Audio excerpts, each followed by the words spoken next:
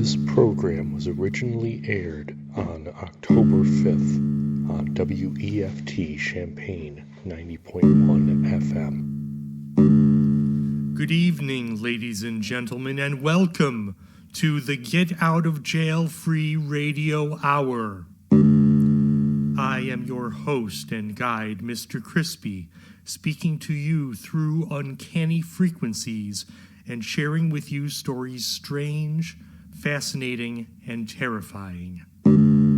This program has been pre-recorded.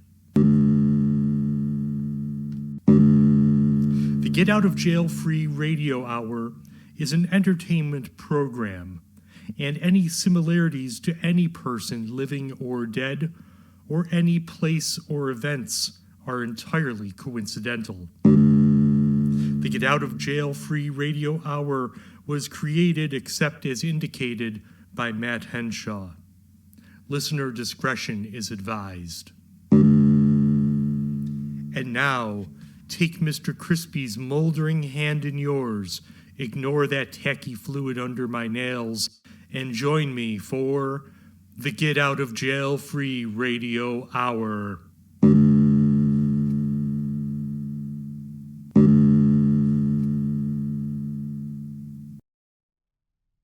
Improv.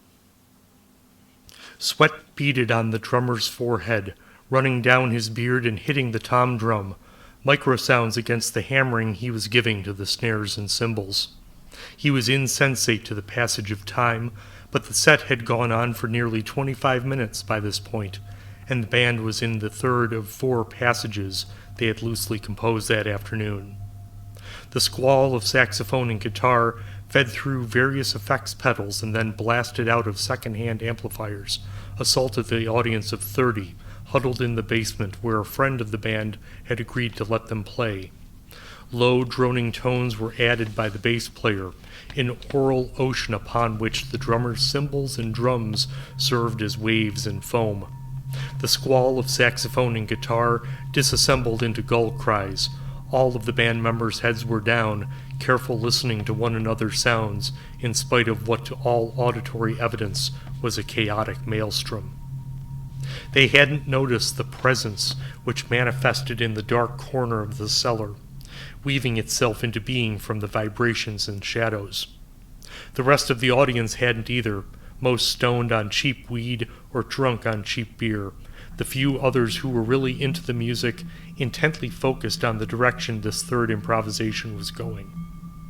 The presence took the form of a man, dressed as though coming from an office job. He wore a brimmed hat which obscured his eyes, but not his ability to take in the room. His lips were thin, a neutral expression upon them. His visage belied no emotion beneath. He was not quite thin, but also not fat. He stood still, the shadows of his cloak. He had on his right hand 7 fingers, one of the extra digits between his ring and pinky finger and nearly as long as his middle, the other a second thumb jutting at a nearly right angle from the first. The index finger, longer than the middle, made motions which drew in the air a variety of polygonal shapes. Where the finger traced, a dim light hung in the air like contrails. The cymbals stacked themselves until a sphere of light pulsed. The band did not notice what their sounds were contributing to the presence's movements. They were lost in the listening, the music acting as a hypnotic agent. One woman in the audience, holding a warm beer bottle in her lap, involuntarily raised a finger to her face. She felt a light trickle of blood running out of her nose. She did nothing to staunch the flow, though. She, too, was in the thrall of the tonal waves washing over her and the audience, and the band as they lulled into an ambient drone. The sound rose and fell with the pulse of the presence's sphere of light, which steadily sank to and through the concrete floor. As the last segment of the glowing orb retreated into the floor, as if on cue, the band again whipped themselves into a free improv fury. The saxophone player utilized extended breathing techniques, making one screeching wall of sound as they inhaled and exhaled through the horn, fingers a blur over the keys. The guitarist and bassist were nearly twinned in how they hunched over their instruments, left and right hands moving in impossible ways that created indescribable and excoriating tones. The drummer's feet, bare and bruised, mercilessly pounded against the bass drum pedal and hi-hat pedals, as his arms battering at his kit taking on the form of an octopus's tentacles, or perhaps a spider mad on LSD. The temperature in the dank basement went from a clammy cool to a humid warmth, rising nearly 10 degrees from the heat emanating from the band. The inebriated from the audience were now unconscious, minds plagued by nightmares which would haunt them for years to come. Some of these were not mere creations of their minds, though, as the sensate of the audience could attest. The floor bubbled, taking the form of the waves that were purely oral moments ago. An appendage like a rudimentary paw extended out, grabbing several of the audience and pulling them down. All of their noses were bleeding now, and a few had the presence of mind to cry out as they were dragged down. As they were taken, the presence and the band rose a dozen centimeters over the liquefying floor. The band were still in the midst of their playing and didn't notice. The presence didn't care. Bobbing on the floor, metal from piercings and fillings floated, refused by the ocean that had now taken a dozen of the audience. Still the music played on, truly edging into chaos that could not rightfully be said to have originated from any human musical impulse. The guitarist began to gutturally scream. What prompted this was unclear, as he had not been truly witnessing any of the horrors that might have been a rational explanation. Out of the drummer's back emerged vestigial limbs, bursting from skin and blood spattering in a puddle underneath him. In these limbs were gripped centipede-like objects, which writhed and hissed as the limbs battered the metal and skin of the kit, and the drummer himself. Echoing the guitarist's yells, the presence whispered the same syllables, continuing to draw in the air their strange symbols. Now above, a few millimeters below the ceiling, a square aperture began to spin and expand, blue light from within pouring out like water. The light fell as though it were water rising from below, subsuming the floating band and presence. Where the light touched the band, the members went rigid still, bleeding from ears, eyes, nose, pores. Where light touched the presence, it began to unravel like smoke, polluting the light with dark specks that metastasized. Soon the band's instruments were feeding back and shorting out their amplifiers, while the drums rippled and tore themselves apart. The gore exiting the band puddled on the still liquid floor, floating among the metallic substances. The presence had now become incorporeal again, feedback fading from ruined instruments. The few who were unconscious awoke to a largely empty room, not remembering how they got there. On the floor were piles of metal, wood, and a gelatinous mass that no one could identify. They silently rose and ascended to street level. Those who lived in the house years later could still swear they heard anguished screams when they placed their ears against the wall and listened. And now from old Wyethscope's quarterly concern, the meteorological forecast. This month expect precipitation amounts to fall above average. This is because of a fine sacrifice the previous quarter, and we thank the Richards for their gift of little Linda towards ensuring enough rain for the crops. Winds will pick up the last third of the quarter, as they always do. Their strange melodies will be sure to drive the less stable of the community mad, believing an apocalypse to follow. Those in care of these touched souls are encouraged to ensure they have a ready supply of cotton balls to plug up the afflicted's ears. Ever since Johnny returned from the battle, his knee has proved infallible in determining the type and quantity of clouds floating in the heavens above us. He reports that there shall be 80 of the nimbus variety and a dozen of the cumulus.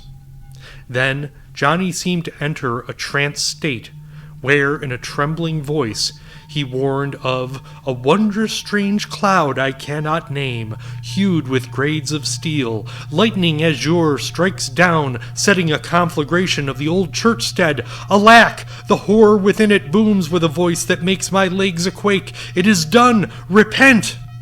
Before falling unconscious and shaking as though in a fit. We wish Johnny a speedy recovery. And now we bring you sage advice and fortunes based on your zodiacal sign. Cancer. The song you are hearing in your head is not just in your head. All will hear it soon, and only those most fit will survive its terrible chorus. Be patient. Lucky numbers 2, 4, 9. Leo. That thing on your neck grows, but not on the exterior. A barber should be sought out to lance the foul thing before infection sets in.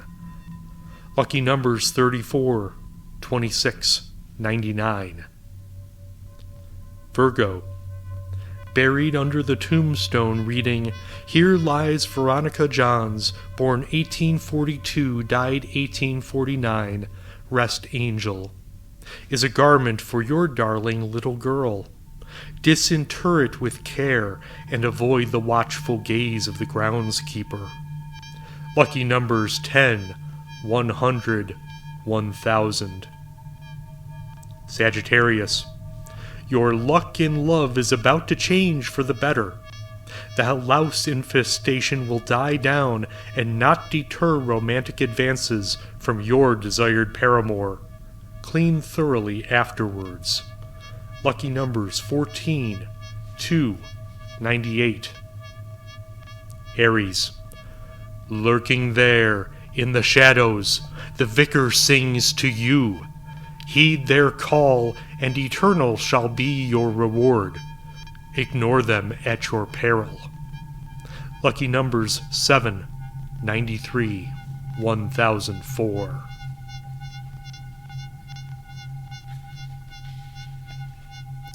And now Old Wyethscope's Quarterly Concern presents Around the House.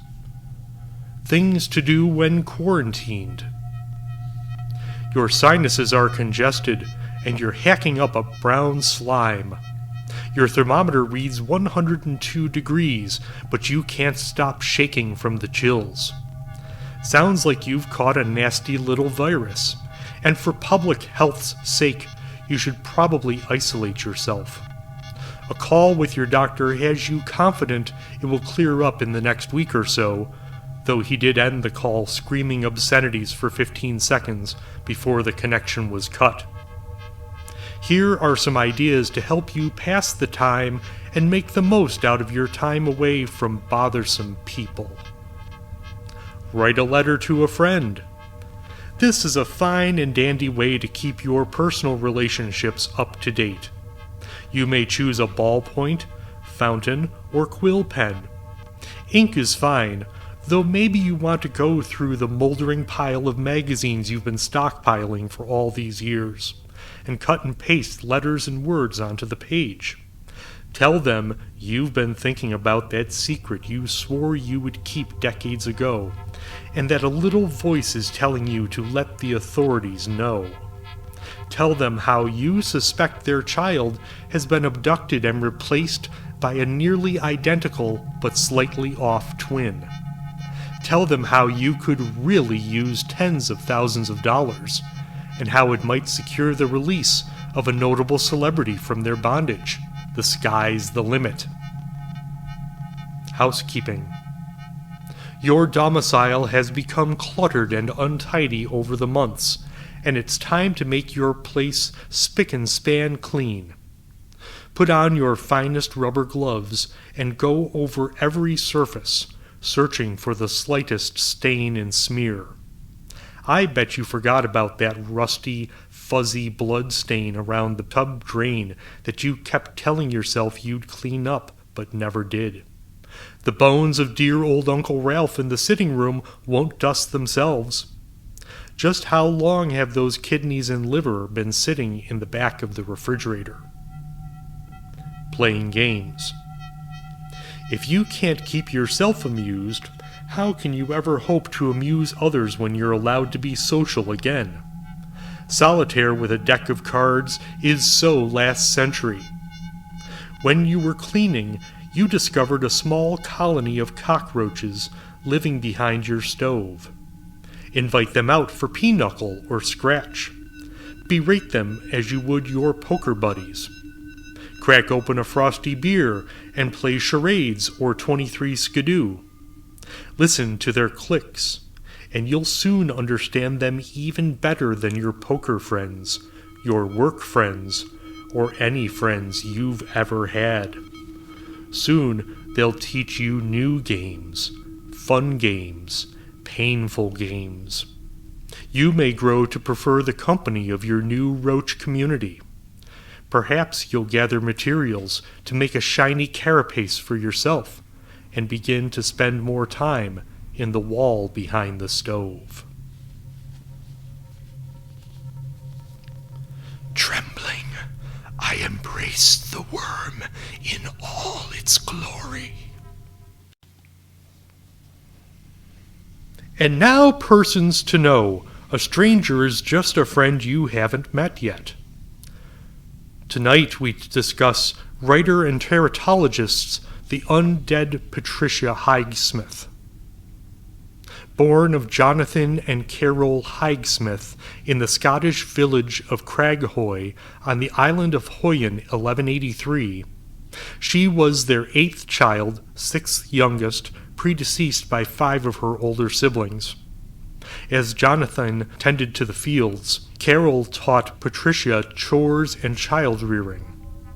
Carol died in her 9th childbirth, that child also being stillborn, when Patricia was 4 years old. Huns invaded the village, killing 90% of the populace. Patricia hid herself in the one wall of her cottage, not burned in the pillage of Vilcor the Terrible. 5 days later, Patricia emerged from the rubble unharmed. The surviving villagers shunned her, thinking her a witch. Patricia wandered for 85 years. Peculiarly, she only seemed to age a few hours every year, less so when she lived off the fat bogs of the land. Her wanderings took her to the main British Isle, where she lived unnoticed for a couple of centuries in the nascent city of London. Around 1382, she found a pamphlet that would serve as her first exposure to the written word. She aged 3 weeks over approximately 8 years, a growth spurt supposed to be due to her tutelage under a Rabbi Mamadine in the 15th century. Over the course of what she would call her early adulthood, records are sketchy at best, but it is surmised it would be in the late 1400s to early 1500s. She befriended a deaf monk named Cedric the Obtuse, who taught her to speak the words the rabbi had taught her to read. Her speaking voice was a feral hooting crow, like a cross between a rooster and an owl, and drove those who heard it mad. She eventually grew to modulate her voice into something more tolerable to the human ear, while still holding within it the potential to drive the listener to act according to wills not of their own, not even Patricia's. In the early 1700s, Patricia sailed the high seas, hiding as was her expertise in the hull of a ship bound for Southeast Asia. Arriving at the port of Yingzhou, erroneously in Korea, Patricia spent approximately 14 minutes in a public market, where she alarmed the marketeers by aging 20 years. She would eventually blame this unfortunate growth spurt for increasing her height by 7 inches, causing a wart the shape of a scarab to grow on her foot, and her left nostril to double in diameter relative to her right. Crone-like now, Patricia absconded from the Asian subcontinent never to return, though from one of her scribes she learned the art of kimchi, which she has eaten daily since then. Advancing through the centuries to the early 20th, Patricia began to write short stories. She often submitted these under pseudonyms and would destroy any payment in a pyre of twigs and black rock. In 1942, she published her first novel. This is notable as it was the first novel with lesbian protagonists who, by the end, were owners and operators of a business selling birds and bird ephemera. The publisher, Thomas More Hunt, was skeptical of such a denouement, but time has gone on to show Mr. More Hunt's short-sightedness. It is unclear when her studies of tarot began, but what is clear is Miss Highsmith's reading techniques are uncommonly accurate. It is whispered that she is in congress with beings for whom time is a literal river, and that she accesses their perspectives to prognosticate on events to come.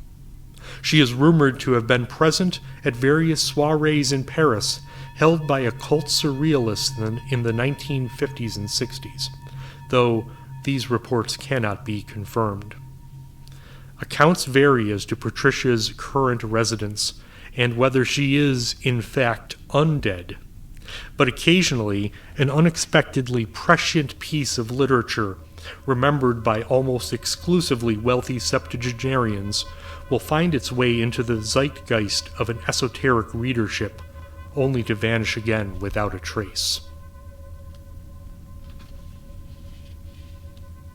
Fiction Corner. The proportions of the thing rebelled against the golden ratio. Bulbous growths emerged from corners and joints which ought not to have spawned such obscenities. Or it may have been my rebelling mind that imagined those impossible things because it could not bear the grim reality piled around me. A mad eye, rolling like a child's marble, came to a stop, gazing at me with hatred. A limb extended from the mass, terminating in a paw writhing with 100 caterpillar-like digits. There was a wet sucking as from an aspirating invalid. Mounds I took to be lungs shivered in time. Where it touched my face, my skin began to twitch as though afflicted by a palsy. Pin-pricking pressure turned to a null paralysis, and the side untouched could sense the other side drooping as though I had a stroke. Perhaps I was, because I was suddenly aware of my loss of numerical knowledge. A passerby asking how many fingers they were holding up would only receive a dumb blank stare from me in return. A warmth bloomed in my throat, and my body made to heave it out, but it caught, clicking halfway out of my mouth. A black bubble burst from my mouth, expanding like an obsidian balloon. Within were flecks of amber that glowed like fire and flew like wasps, angrily bumping against the inner wall of the bubble, but not breaking it.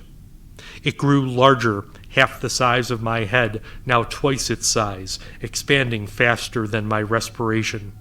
My eyes grew wider as the sphere grew heavier, pulling me forward and down into the filth of abomination around me. A sound not unlike a chortle passed through a slit in one of the mounds, and the bubble still filled. From within I could hear wet, flashy slaps that I could only guess were pieces of me leaving my body to fill the balloon.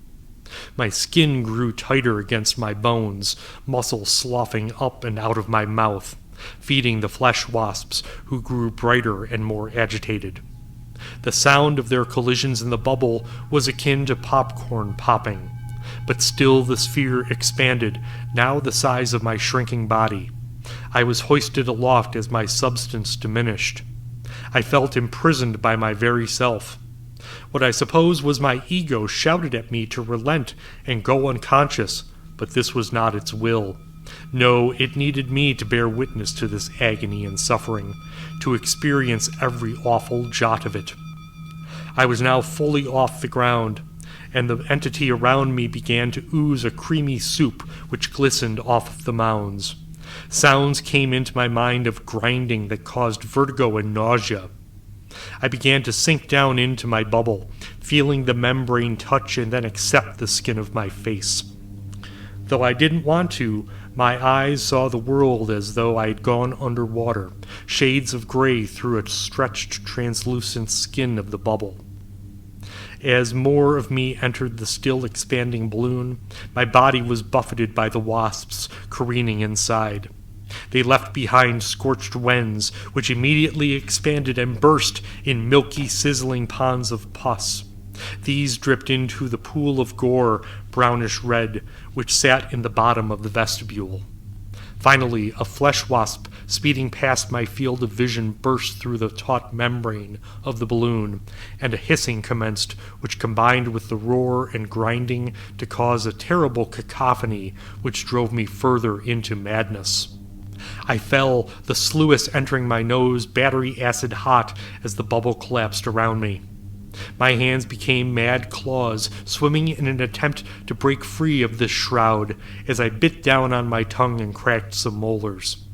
Sense continued to escape from my brain, much as the wasps made their exodus into the real world, and the entity continued to tally my pain. The Supper by Alfonso Reyes, translated by Michael Sisko. Supper, which delights us and inspires love. San Juan de la Cruz. I was running through unfamiliar streets. My destination seemed to recede before my steps, and the appointed hour was already humming in the public clocks. The streets stood empty. Electric lights danced, streaking like snakes before my eyes. Circular plazas were constantly springing up before me, their vegetation endowed with an unreal elegance in the night's artificial light. I believe I passed an incalculable number of towers.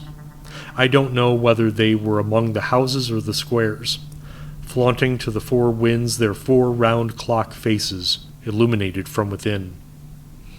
I hurried, egged on by a superstitious presentiment about the time. If the 9 strokes of the bell, I told myself, surprise me before I get the door knocker in my hand, something bad will happen. And hurrying frantically, I remembered having hurried once before at this same hour to this place, and with similar eagerness. When? Finally, the pleasures of this false memory absorbed me so completely that I slipped into my normal pace without noticing. And by, in the lapses of my thoughts, I saw that I was still traveling, and there unfolded before me new perspectives of electric lights, of small planted squares, of illuminated clocks. I don't know how much time went by. It was as if I were asleep, and sick, struggling to breathe. Suddenly 9 sonorous chimes slithered across my epidermis with a metallic chill. My eyes, even as my hopes failed, fell on the nearest door. This was my destination. Then, pausing to compose my spirit, I reviewed my reasons for coming here. For yesterday, the postman had brought me a brief and suggestive invitation. In a corner of the paper there was written by hand the seal of a house. It was dated the previous day. The letter said only, Donna Magdalena and her daughter Amalia hope you shall dine with them tomorrow at 9 in the evening. Ah, if he does not fail us. Not one letter more. I always fall in with unexpected experiences. This case, besides, presented a singular attraction. The tone, familiar and respectful at once, with which this unnamed person was addressed by those unknown ladies.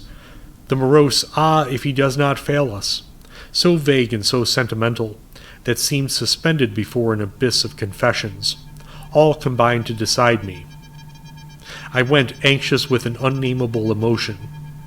When, at times, in my nightmares, I evoke again that fantastic night, whose fantasy is assembled out of quotidian things, and whose equivocal mystery grows from the humble root of what is possible, I seem to rush panting along avenues of clocks and towers, solemn as sphinxes, lining the aisle of some Egyptian temple. The door opened. I had been facing away toward the street, when a square of light suddenly fell on the ground, and in it my shadow was joined by the shadow of an unknown woman. I turned around, with the light shining behind her and into my dazzled eyes. To me this woman was nothing more than a silhouette, on which my imagination could paint various hypothetical physiognomies, without any one of them corresponding to her contour, and in this state I stammered some salutations and explanations. "Enter, please, Alfonso." And I entered, astonished at hearing myself summoned as if into my own home. The vestibule disappointed me. Upon the romantic words of the invitation, at least they seemed romantic to me, I had founded hopes of an encounter with an ancient house, full of tapestries, old portraits, and armchairs, an ancient house lacking in style but full of respectability. But instead of this I was confronted with a diminutive vestibule and with a flimsy, unelegant staircase, which foretold the cramped modern dimensions I could expect in the rest of the house. The flooring was of polished wood. The few bits of furniture had the chill luxury of things from New York, and on the wall covered in bright green paper there grimaced with unpardonable indications of impertinence 2 or 3 Japanese masks. I even began to doubt, but then I raised my eyes and my calm returned. Before me, dressed in black, slender, dignified, the woman who had come to guide me pointed to the door of the salon. Her silhouette had taken on a coloring of features. Her face had no special significance for me, its only noteworthy aspect being a reverent expression. Her chestnut locks, done up in a somewhat slack way, completed the formation of a strange conviction in my mind. It all seemed to knead and mold the suggestion of a name. "Amalia?" I asked. "Yes," and it seemed as if I had answered my own question. The salon, as I had imagined, was small. The decorations, which seemed to answer my previous expectations, clashed infamously with the decor of the vestibule. Here were the honorable tapestries and the massive armchairs, the bearskin on the floor, the mirror, the chimney, the vases, the piano complete with candlesticks and full of photographs and statuettes, the piano that no one ever touched. And beside it stood the prominent easel, with an enlarged and obviously retouched portrait. It showed a gentleman with a parted beard and a vulgar mouth. Donna Magdalena, who was already waiting for me installed in a red armchair, was also dressed in black and bore on her bosom one of those colossal jewels of our ancestors' time, a glass orb with a portrait inside, surrounded by a ring of gold. The mystery of the family resemblance took hold of me. My eyes shifted unconsciously from Donna Magdalena to Amalia, and from the portrait to Amalia. Donna Magdalena, noting this, abetted me in my investigations with some timely explanations. It would have been more proper for me to have been awkward, expressing surprise so as to prompt an explanation. But Donna Magdalena and her daughter Amalia hypnotized me, from the first moment, with their parallel gazes. Donna Magdalena was a woman of 60, so she passed on to her daughter the bother of initiating me. Amalia conversed with me. Donna Magdalena watched me. I was completely exposed to the whims of chance. It occurred to the mother, this was de rigueur, to remind us that it was already time for dinner. In the dining room the conversation became more general and topical.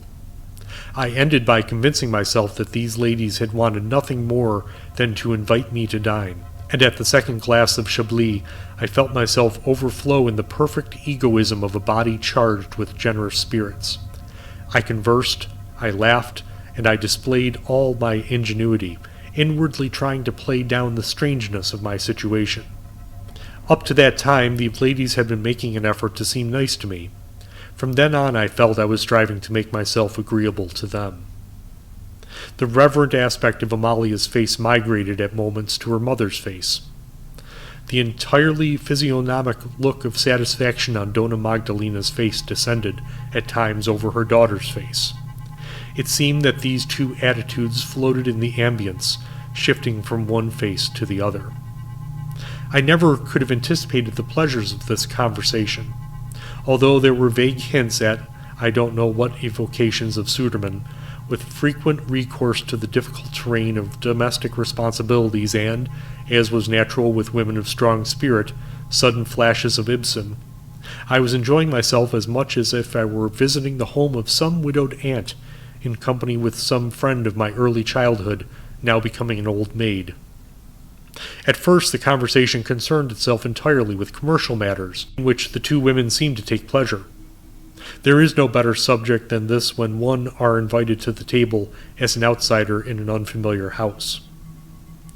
Later, things took on a different aspect. Everything we said seemed to fly away like petitions dispatched into the distance. Everything moved towards an end that I could not foresee. In Amalia's face there appeared at last a pointed, disturbed smile. She began visibly struggling against some inner temptation. Her mouth trembled at times, so anxiously did she speak, and she ended her every phrase with a sigh. Her eyes widened suddenly, fixed with an expression of fright or abandon on the wall just over my shoulders, so that more than once rattled I turned my head to look myself. But Amalia did not seem aware of the alarm she caused me. She went on with her smiles, her frights, and her sighs, while I shuddered every time she looked over my head. Finally, between Amalia and Donna Magdalena, I was caught in a true colloquy of sighs. I was already getting tired of them. Near the center of the table, and by the way, so low that it was a constant inconvenience, hung the lamp with two lights in it, and upon the walls it projected the faded shadows of the two women, in such distorted shapes that it was not possible to trace the correspondence between shadows and persons. A heavy depression invaded me, and a spirit of tedium was taking hold. Was that what drew from me this unexpected invitation? Let's go into the garden. The prospect of novelty revived my spirits. I was conducted across a patio whose cleanliness and sobriety put me in mind of a hospital. In the obscurity of the night, I could make out a little garden plot, small and artificial like those in cemeteries. We sat beneath the arbor. The ladies began telling me the names of flowers that I could not see, relishing the cruel delight of quizzing me later about what they had told me. Ill-equipped to deal with such eccentric experiences as this, my imagination would not stop racing. They only permitted me to listen and gave me barely enough time to answer. The ladies were smiling, I guessed, and fully aware of the state I was in. I was beginning to confuse their words with my fantasy. Their botanical explanations, as I remember them now, seem as freakish as something out of a delirium. I believe I heard them telling me about flowers that bite and about flowers that kiss, of stems that uproot themselves and climb your body like serpents up to the throat. The darkness, the boredom, the dinner, the chablis, the mysterious conversation about flowers that I couldn't see, and which I don't believe they really had in that stunted garden, all conspired together to lull me to sleep, and so I fell asleep on the bench beneath the vine. The poor captain, I heard when I opened my eyes. Full of illusions, going off to Europe, the light was taken from him. Around me the same darkness still reigned. A warm breeze shook the arbor. Donna Magdalena and Amalia were still conversing with me, resigned to overlook my silence. It seemed to me that they had exchanged seats during my brief dream. That was how it seemed to me. He was a captain of artillery, Amalia told me. Young and handsome as they come. Her voice trembled. And at that moment something happened that would have seemed natural to me under other circumstances, but which just then startled me and made my heart leap into my mouth. The ladies until then had only been perceptible to me by the murmur of their conversation and by their physical presence. At that instant someone in the house opened a window, and without warning the light fell on the faces of the women. And, oh heaven, I saw them light up suddenly, automatically suspended in the air, their black garments indistinguishable in the blackness of the garden, and with that reverent expression welded into their features. They were like the illuminated faces of the paintings of Echave the Elder, like stars, enormous and fantastic. I jumped to my feet, unable to control myself any longer. "Wait!" Donna Magdalena cried then. "You have not yet heard the worst." And immediately speaking to Amalia, "My daughter, continue. This young man cannot go away and leave us now without hearing it all." "All right," Amalia said.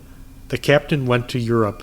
He bypassed Paris that night, for he was summoned to Berlin with the utmost urgency. But he yearned with all his heart to see Paris. In Germany he had to study something, I don't know what, having to do with the manufacture of cannons. On the following day a boiler exploded and he lost his sight. I was going crazy. I wanted to ask questions. What questions would you have asked? I wanted to speak. What would you have said? What was happening here? Why had I been invited here? The window was closed and the faces of the women turned invisible again. The voice of the daughter resounded. "Eh!" Then and only then was he summoned to Paris that he had wanted with all his heart. Picture him passing beneath the Arc de Triomphe de l'Etoile, a blind man passing beneath the Arc de Triomphe de l'Etoile, guessing at everything around him. But you will tell him about Paris, won't you? You will describe the Paris he could not see. It would do him so much good. Ah, if he is not missing, it would do him so much good. And then they dragged me to the drawing room, carrying me by the arms like an invalid. My feet were tangled in vines and shoots from the garden. There were leaves in my hair. "He is frozen here," they said, showing me a portrait. It was a soldier. He wore a helmet, a white cape, silver braid on the sleeves, and cufflinks like 3 beautiful trumpet valves. His eyes, beneath the perfect wings of his eyebrows, held a singular, beautiful pride. I looked at the ladies. The 2 of them smiled as if with relief at having completed a mission. I examined the portrait again. I looked at myself in the mirror. I verified the resemblance. I was like a caricature of this portrait. The portrait had an inscription and a signature. The handwriting was the same as the writing on the anonymous invitation I had received that morning. The portrait fell from my hands as the 2 ladies gazed upon me with a comical reverence. A noise sounded in my ears, something like a crystal chandelier shattering against the ground. And I ran, crossing unknown streets. Rays of light danced before my eyes. The clocks in their towers spied on me, concatenations of light. Oh, heaven! When I reached, panting, the familiar boards of my door, 9 sonorous chimes shook the night. There were leaves in my hair. In my buttonhole, a modest little flower that I had not picked.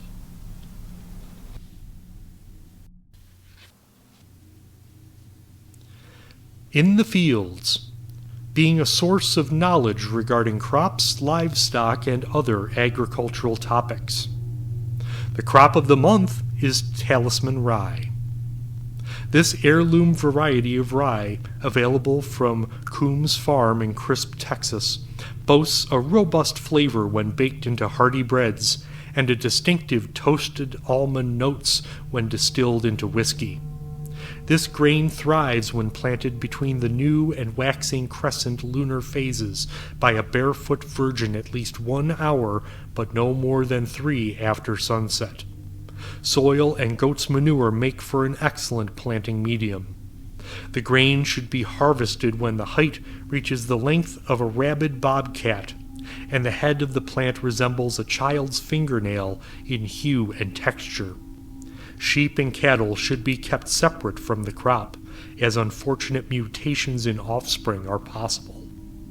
As always, thorough toasting before application will significantly reduce the potential risk of cancers, leprosy, and meningitis. And now from Old Wyethscope's Quarterly Concern, dates of import.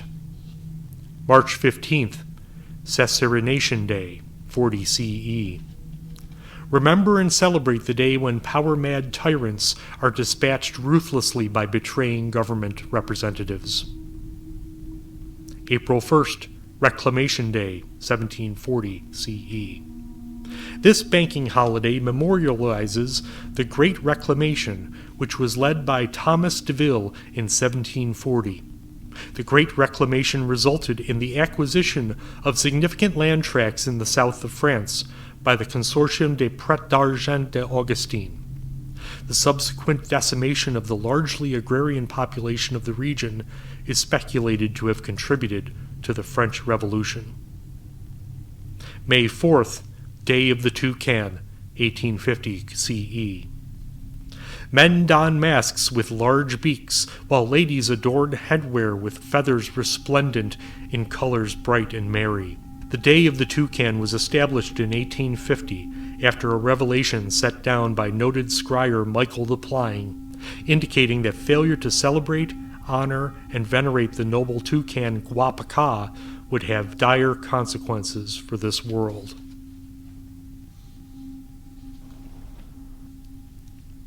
We now bring you newsworthy items, bulletins of interest from around the region.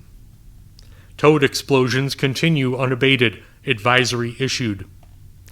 Kythe Town officials warn residents to keep their distance from toads seen on walkways and streets due to continued reports of explosions. Last week, Gertrude of Ranksbury Lane was struck blind when one of the amphibians exploded, sending viscera into her exposed eyes.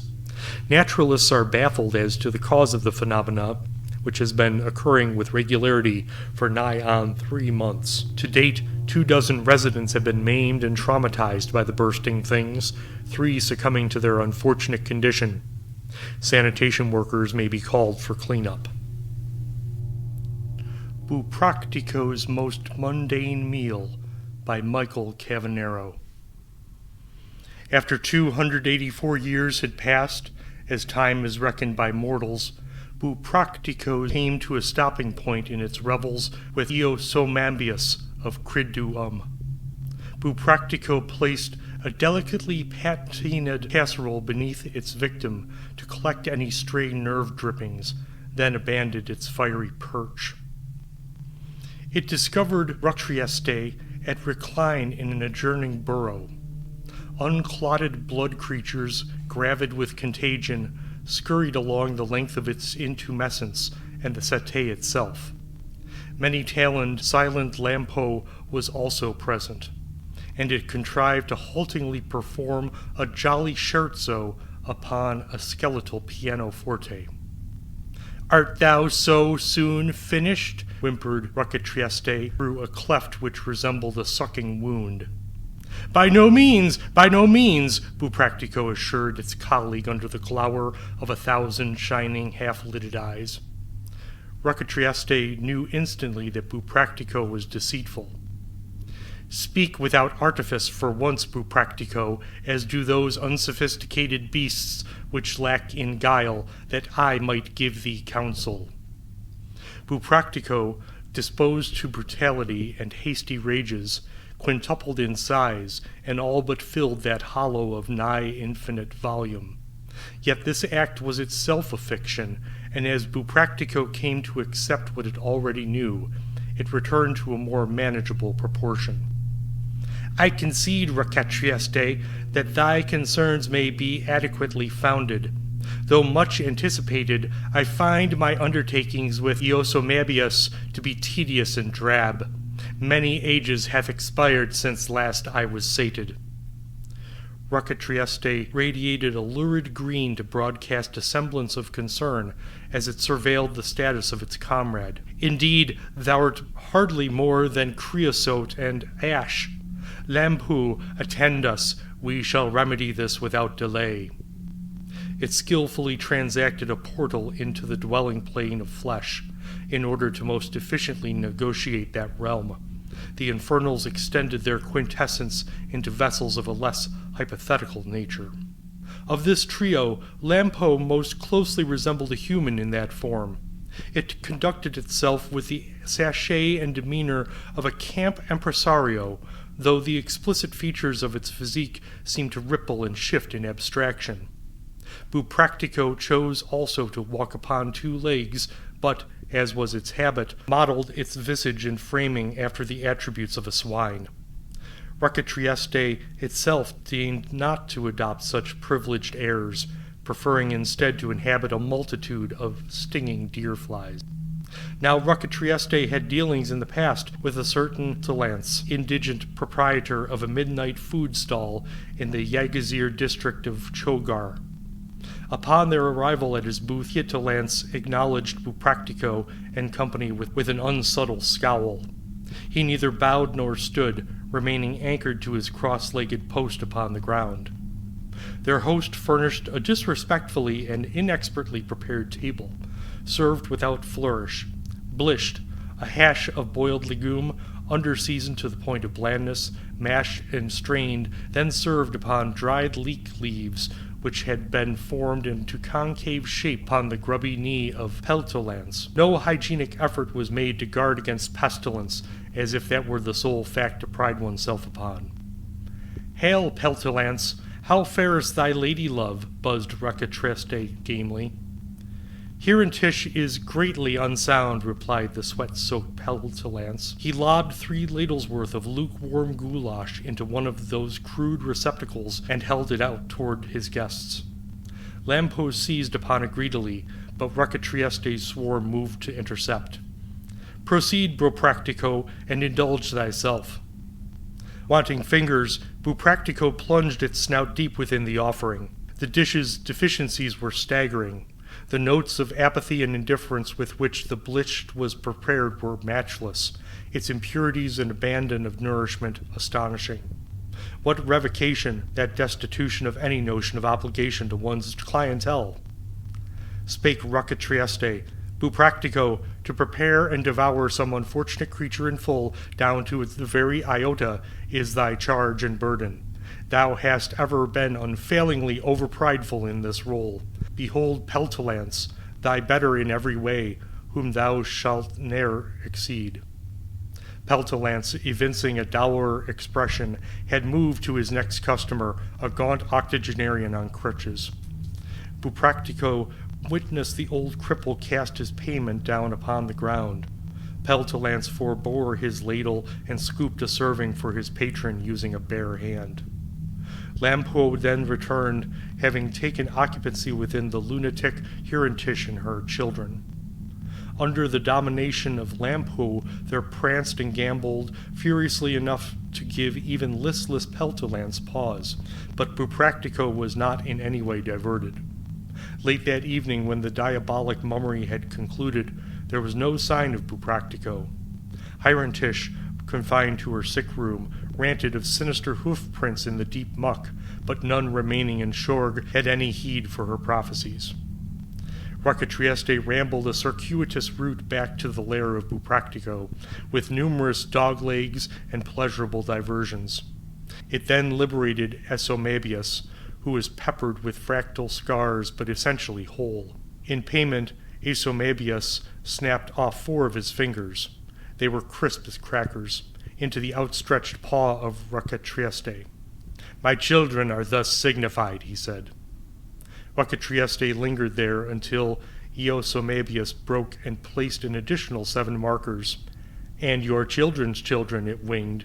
With that, the iniquitous bargain was complete. Upon his return to Criduum, 11 surrogate digits did subsequently sprout from the palms of Eosomabius, but these were discolored and behaved shamefully. Only the remaining undefiled 5 of 16 did ever again operate according to their intended function. The corresponding descendants of Eosomabius followed suit in like fashion. Peltolance had little regard for his new apprentice, but an agreement satisfactory to both parties was reached, with the modest payment of a half-congealed bowl of rancid blisht as compensation for the day's labors. Lampo materialized one night whilst Peltolance was away burying his wife. Therefore Bupractico had the honor of service. It thoughtlessly slopped a portion of blisht into the leek-leaf bowl it had haphazardly shaped on one knee. Lampo curled preternaturally long fingers around its meal. Overcome with an indecent urge, in one bite the entire parcel was consumed.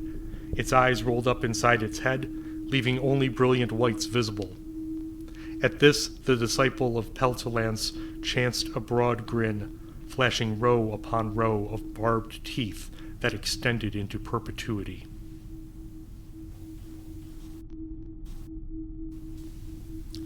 And now we bring you wisdom, advice, and prognostications.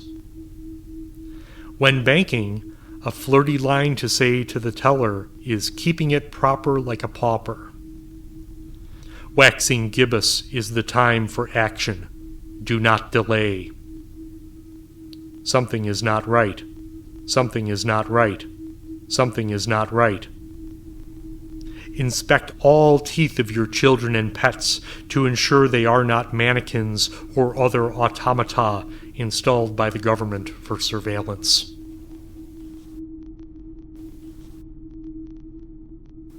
And now I bid you a restless night. May you cower in the corner until morning's light. And in the harsh daylight you will see no one really gets out of jail free. This is Mr. Crispy. For more information on Matt Henshaw's creative output, go to linktr.ee/mhenshaw.